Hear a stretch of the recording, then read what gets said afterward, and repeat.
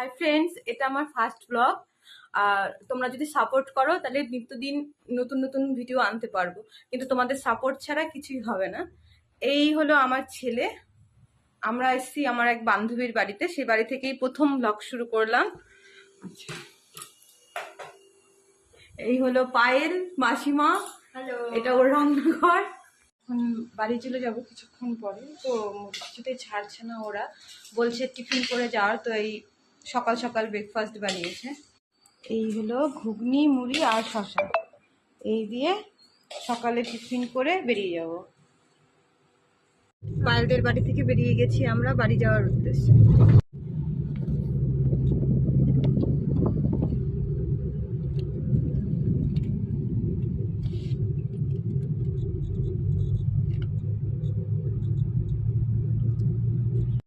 পায়েলদের বাড়ি থেকে অনেকক্ষণ হলো চলে এসেছি, এসে আর ভিডিও করা হয়নি।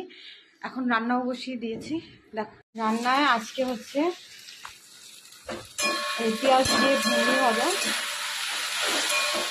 আর আজকে ডাল হবে। গরমের মধ্যে আর কোনো কিছু করতে ইচ্ছা করছে না। ডিমের অমলেট করব, তারপর ডিমের অমলেট করব। আমি একটা চাটনি করবো ভাবছি। ব্যাস, এদিকে আলু শুধু দিয়েছি ভাতে।